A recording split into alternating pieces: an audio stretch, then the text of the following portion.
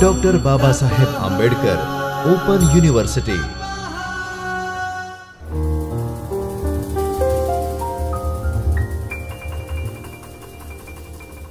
विद्यार्थी मित्रों नमस्कार, मैं डॉक्टर बाबा साहब आंबेडकर ओपन यूनिवर्सिटी के चैतन्य स्टूडियो से हिंदू स्टडीज विषय में असिस्टेंट प्रोफेसर शुभम तिवारी आज आपसे पुनः संवाद करूंगा विशेषण विशेष से संबंध प्रकरण की।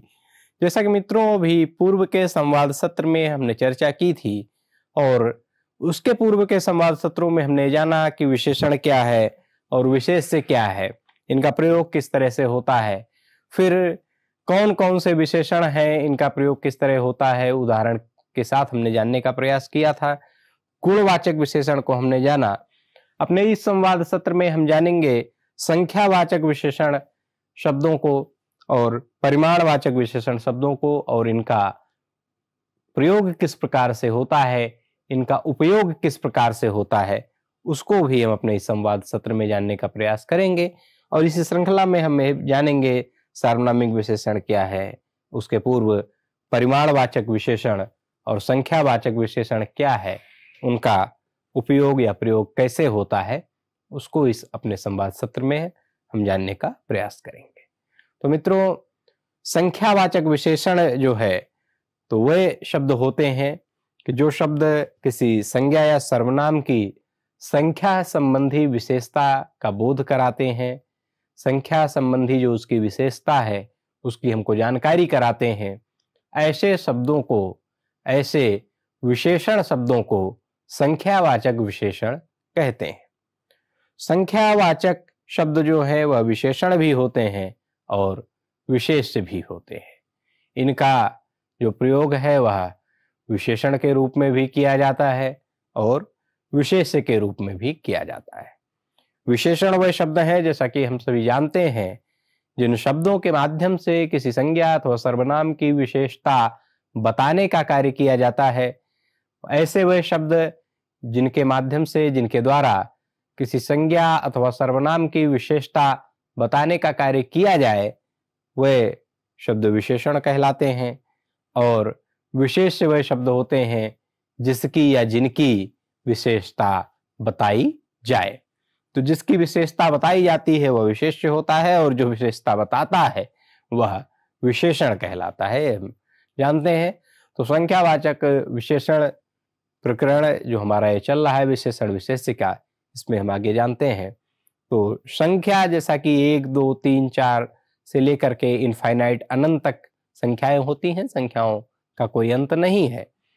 तो कुछ उदाहरणों के माध्यम से हम देखेंगे। जैसे उदाहरण के लिए कहा जाए कि कक्षा में 20 छात्र हैं, उद्यान में, बाग में पंचविंशति यानी कि 25 जो है वो वृक्ष हैं। ऐसे उदाहरण जो इसमें विंशति है, पंचविंशति है, पंच है, षड है, नवविंशति है, तो ऐसे जो उदाहरण है वह संख्या है इसमें और इनको संख्यावाचक विशेषण कहा जाएगा। क्योंकि कक्षा में छात्रों की जो विशेषता है वो बताने का कार्य यह विंशति शब्द कर रहा है। उद्यान में जो वृक्ष हैं उनकी संख्या के रूप में कितने वृक्ष हैं, तो प्रश्न अगर किया जाए कितने, तो उसका उत्तर मिलेगा पंचविंशति या विंशति, पंच, षड और नवविंशति।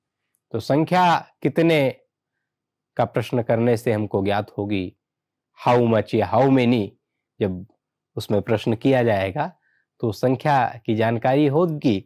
और यह जो संख्या है वह छात्रों की, वृक्ष की, पाठ की, व्यजनानी यानी कि जो पंखे लगे हैं किसी कक्ष में, प्रकोष्ठ में, राज्यों की, उसकी संख्या बताने का कार्य करते हैं शब्द जो संख्यावाचक है।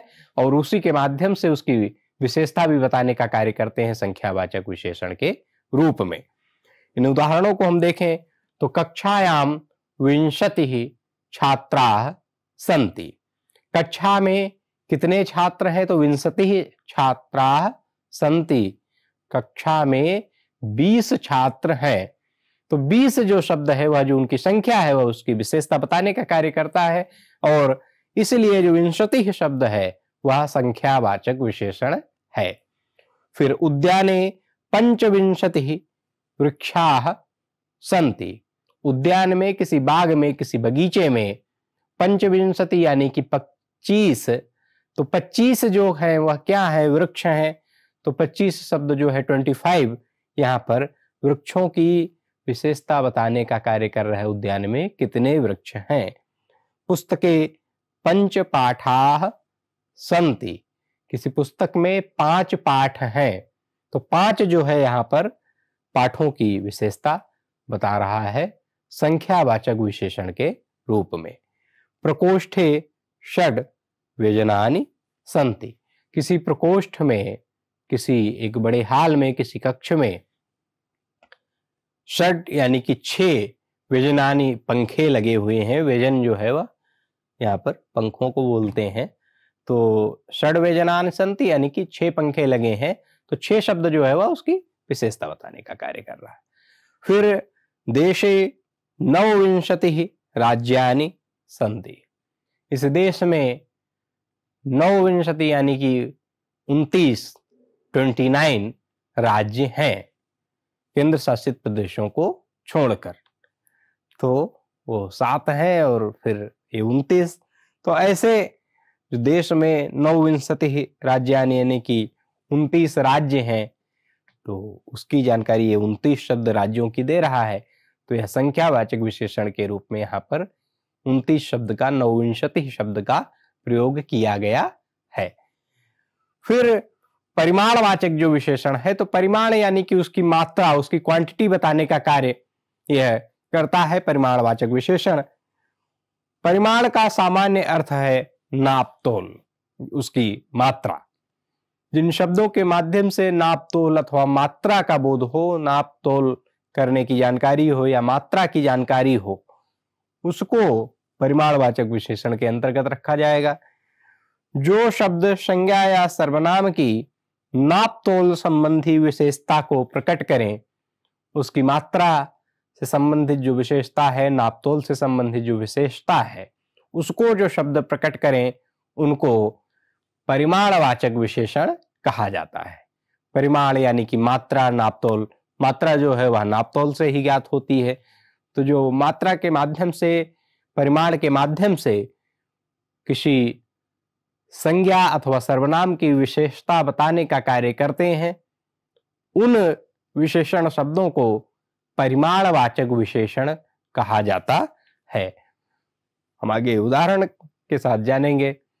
तो जो इसमें शब्द है वह तोल यानी कि तुलामान जो शब्द है, नापतोल का जानकारी करने के लिए, नापतोल को ज्ञात करने के लिए, उसकी जानकारी करने के लिए रत्तिका या गुंजा शब्द है वह रत्ती, रत्ती एक मात्रा होती है नापने का।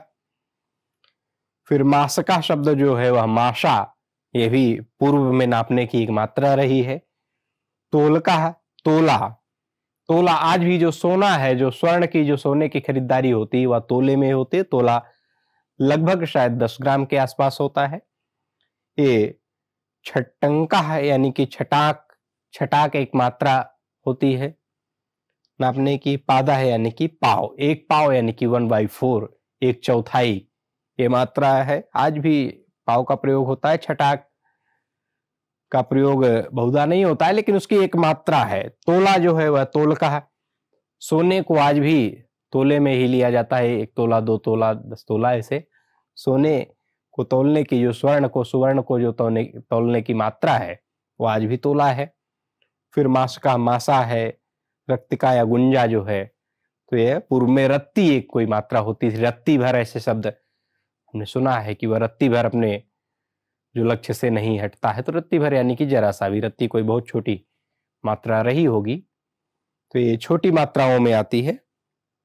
तुलमान, तुलामान शब्द जो है तोलने के अर्थ में प्रयोग किया जाता है, और इसलिए यह शब्द रत्तिका है, रत्ती है, माशा, तोला, तोलका, पादा यानी कि पाव, 1 पाव, 2 पाव।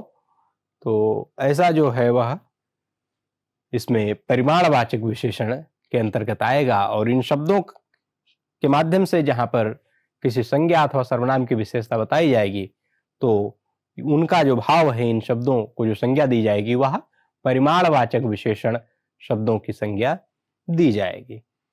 फिर माप बताने वाले जो शब्द हैं, तो अंगुलम यानी कि एक अंगुल। तो एक अंगुल यानी कि हम अपनी उंगली में देखें तो 1 2 3 इसके जो 3 पार्ट बने हुए हैं, यहाँ पर जो निशान है 1 2 फिर 3, तो यह 1 अंगुल 2 अंगुल 3 अंगुल ऐसे इसकी मात्रा है। बितस्ती यानी कि बालिस्त, यह भी नापने कोई माप करने की कोई मात्रा है। पादा यानी कि फुट, 1 फुट 2 फुट ऐसे ये जमीन नापने के लिए प्रयोग किया जाता है।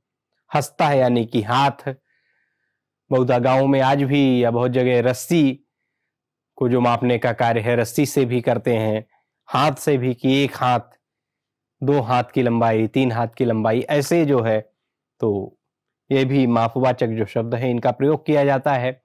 और इनका जहां भी प्रयोग होगा संज्ञा अथवा सर्वनाम की विशेषता बताने के लिए, तो इनको परिमाणवाचक विशेषण शब्द कहा जाएगा। फिर मूल्यवाचक जो शब्द हैं, तो मूल्यवाचक शब्द ये भी वराटका या वराटिका जो है वह कौड़ी, पादिका यानी कि पाई, पणा जो है वह पैसा, आड़ा या आड़का जो है वह आना, 1 आना 2 आना, 16 आना, 16 आना लगभग 100 पैसे 96 पैसे या 1 रुपए के लगभग बराबर होता है। फिर द्वयाणी यानी कि द्वयाण की 2 अन्नी, चतुराणी यानी कि चवन्नी, चवन्नी लगभग 25 पैसे के बराबर सिक्का पहले चलता था। अष्टाणी जो है वह अठन्नी, रुपयकम यानी कि रुपया, रुपया आज भी चलता है, रुपया जो है हमारे देश का जो करेंसी है उसका मात्रक है। निष्काह जो है वह सोने की मोहर है। सोने की मोहर व्यवहार रूप में नहीं चलती, लेकिन वह भी एक मात्रा है। इसको मापने की, मूल्य बताने की, परिमाण बताने की जो मात्रा है, मूल्यवाचक शब्दों के अंतर्गत इसकी हमको जानकारी होती है। फिर समय की जो जानकारी कराते हैं शब्द पलम यानी कि पल, क्षण क्षण, प्रहरा यानी कि पहर, विकला जो है वह सेकंड के लिए प्रयोग किया जाता है, कला मिनट, होरा घंटा। फिर अहोरात्र यानी कि 1 दिन, सप्ताह यानी कि हफ्ता 7 दिन। तो ऐसे इन शब्दों के माध्यम से हमको समय की जानकारी होती है, समय के परिमाण की, समय की मात्रा की जानकारी हमको होती है, और इनका प्रयोग जहां भी होगा वह परिमाणवाचक विशेषण शब्द के अंतर्गत किया जाएगा। तो ये समय बोधक शब्द हैं जिसमें पलम यानी कि पल है, क्षण क्षण है, प्रहर, विकला, कला, होरा, होरात, सप्ताह। तो इनका प्रयोग जो है समय वाचक शब्दों के रूप में, फिर मूल्यवाचक शब्दों के रूप में हमने देखा, पढ़ा, पादिका, पाई, पैसा, ऐसे इन अर्थों को बताने के लिए किया जाता है। फिर इसके पूर्व में मापवाचक यानी कि 1 अंगुल, बालिस्त, फुट और हाथ यानी कि हस्ता, पादा, इन शब्दों का प्रयोग किया गया माप बताने के लिए। फिर तोल यानी कि तुलामान, एक नापतोल के लिए जो शब्द है वह, पादा यानी कि 1 पाव, षटंकः यानी कि छटाक, तोलकः तोला, मास का मासा, यह भी माप की, तुला की इकाई है। पूर्व के समय में इनका उपयोग किया जाता रहा है। परिमाणवाचक विशेषण को हमने जाना कि जिनके माध्यम से नापतोल संबंधी या परिमाण यानी कि मात्रा की जानकारी हो, जिन शब्दों के माध्यम से, जिन विशेषण शब्दों के माध्यम से, उनको परिमाणवाचक विशेषण कहा जाता है। फिर इसी के साथ संख्यावाचक विशेषण को हमने जाना। तो इन संवाद सत्र में मित्रों इतना ही। अगले संवाद सत्र में हम पुनः किसी अन्य विषय पर चर्चा करेंगे। तब तक के लिए आप सभी को नमस्कार, धन्यवाद। स्वाध्यायः